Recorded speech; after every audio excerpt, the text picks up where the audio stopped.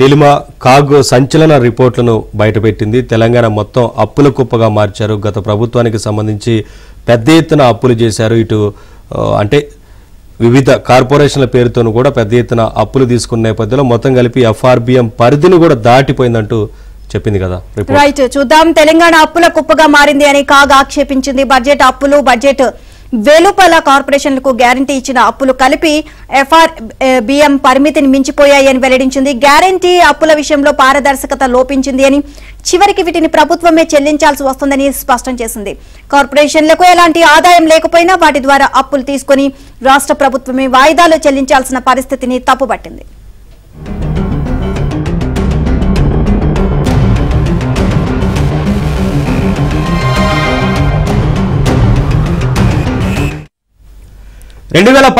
November లోపు ఇలాంటి అప్పుల నుంచి బయటపడాలని 15వ ఆర్థిక సంఘం చెప్పినా రాష్ట్ర ప్రభుత్వం పట్టించుకోలేదని గుర్తు చేసింది. రెవెన్యూ లోటు పెరిగిపోయిందని, కొన్ని ప్రభుత్వ పథకాలకు కేటాయించిన మేర నిధులను ఖర్చు పెట్టలేదని కాగ్ చెప్పింది. వడ్డీల భారం పెరిగిపోయిందని, బడ్జెట్ అంచనాలు వాస్తవ వ్యయాల మధ్య అంతరం భారీగా పెరిగిందని ఆందోళన వ్యక్తం చేసింది. 2021-22 ఆర్థిక సంవత్సరానికి సంబంధించి కాగ్ రూపొందించిన దానికి సంబంధించి రిపోర్ట్ ఏదైతే ఉందో ఆ నివేదికలను నిన్న రాష్ట్ర ప్రభుత్వం శాసనసభలో ప్రవేశపెట్టింది.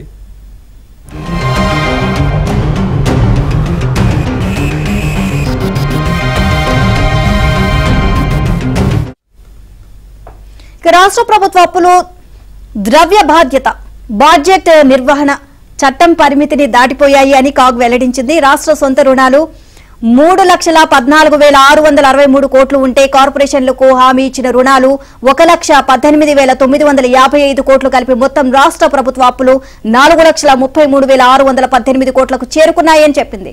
స్థూల రాష్ట్ర ఉత్పత్తి 11,48,115 కోట్లలో అప్పుల వాటా 37.77% అని ప్రస్తావించింది. ఇది ఎఫ్ఆర్బిఎం విధించిన 25% పరిమితిని అతిక్రమించడమేనని స్పష్టం చేసింది.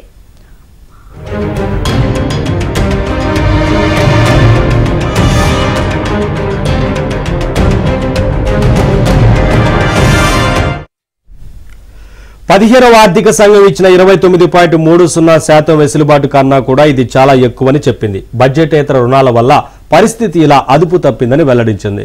రాష్ట్ర ప్రభుత్వం మార్కెట్ నుంచి సేకరించిన రుణాల్లో 74% మాత్రమే మూలధన వ్యయం కింద ఖర్చు పెట్టిందని వెల్లడించింది. 2018-19 నుంచి 3 ఏళ్లుగా మూలధన వ్యయం కన్నా మార్కెట్ రుణాలే ఎక్కువగా ఉన్నాయని కాగ్ గుర్తించింది. ద్రవ్య లోటులో మార్కెట్ నుంచి తీసుకున్న రుణాల ద్వారానే 79% వరకు భర్తీ అయిందని గుర్తించింది.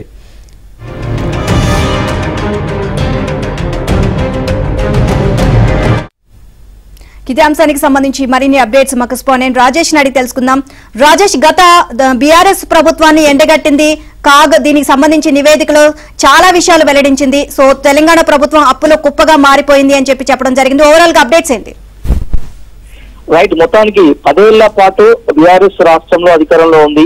2014లో అధికారంలోకి వచ్చిన తర్వాత రాష్ట్రము దేశంలోనే అత్యంత మెరుగు రాష్ట్రంగా ఉండింది. తెలంగాణ బంగారు తెలంగాణ తీర్చిదిద్దుకోవడానికి వీలుగా పోతుందంటూ బీఆర్ఎస్ ప్రభుత్వం అప్పట్లో చెప్పినటువంటి మాటలకి 10 ఏళ్ల పాటు పాలించిన తర్వాత వచ్చినటువంటి మార్పుకి అసలు పొద్దున లేకుండా పోయిందనే అంశాన్ని నిన్న అసెంబ్లీలో కాంగ్రెస్ ప్రభుత్వం ప్రవేశపెట్టినటువంటి కాగ్ నివేదికలు చాలా స్పష్టంగా చెప్తున్నాయి. ఎఫ్ఆర్బిఎం పరిమితికి నుంచి రుణాలు తీసుకున్నట్లు గుర్తించింది. 2022 మార్చి నాటికి దాదాపు 400 లక్షల కోట్లు తెలంగాణ ప్రజలపైన అప్పులో భారంగా బీఆర్ఎస్ ప్రభుత్వం తీసుకొచ్చిన అంశాన్ని కూడా ఈ కాగ్ నివేదికలో చాలా స్పష్టంగా చెప్పింది.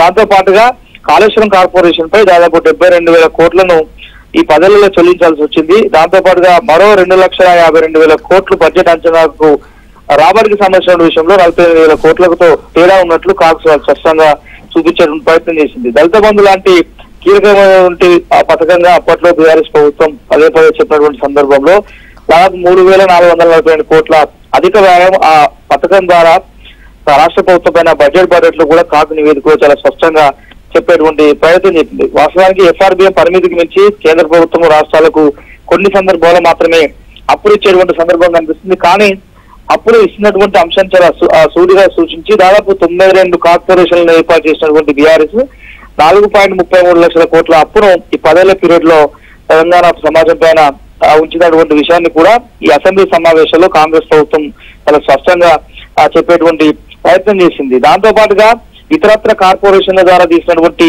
లోన్లకు సంబంధించిన విషయంలో ప్రతి ఏటా దాదాపు 40,000 కోట్ల ప్రతి నెల దాదాపు 40,000 కోట్ల ఇంట్రెస్ట్ చెల్లించాల్సి వస్తుంది వివిధ కార్పొరేషన్లకు పేరుగా తీసినటువంటి రుణాలకు సంబంధించి. దీంతో పాటుగా ఈ 10 ఏళ్ల పీరియడ్ లో ఉన్నటువంటి సిచ్యువేషన్ కానీ మొన్నటి ఎన్నికల ముందుకు ఉన్నటువంటి సిచ్యువేషన్ కానీ ఎటువంటి పొంతన లేకుండా కూడా ఈ 10 ఏళ్ల పాటు పూర్తి స్థాయిలో ప్రాజెక్టుల పేరిట అదేవిధంగా వెల్ఫేర్ స్కీమ్స్ పర్టికులర్ గా సంక్షేమ పథకాల అమలు పేరిట తీసుకున్నటువంటి రుణాలు ఏదైతే ఉన్నాయో ఈ రుణాలన్నిటి కూడా కాంగ్రెస్ ప్రభుత్వం వచ్చినటువంటి ఈ 2 ఏళ్ల పీరియడ్ లోనే చాలా తీవ్రస్థాయి ఇబ్బందికర పరిస్థితి నెలకొన్నాయి. ఎందుకంటే ఈ 10 ఏళ్ల పీరియడ్ లో చేసినటువంటి అప్పులకు ప్రతి నెల వడ్డీలు కట్టడానికి కాంగ్రెస్ ప్రభుత్వానికి తీవ్ర స్థాయిలో ఇబ్బందికర పరిస్థితి నెలకొంది. ఇది ఈ 10 ఏళ్ల పీరియడ్ లో బీఆర్ చేసినటువంటి ఇబ్బందులకు కాంగ్రెస్ ప్రభుత్వం ప్రస్తుతం బాధ్యత వహించాల్సిన పరిస్థితి ఉన్నట్లుగా కూడా కాగ్ నివేదికలో చాలా స్పష్టం చేసినటువంటి పరిస్థితి ఉంది. 15వ ఆర్థిక సంఘం ఇచ్చినటువంటి 29.30% వెసులుబాటు కన్నా కూడా ఇది చాలా ఎక్కువ ఈ 10 ఏళ్లలో.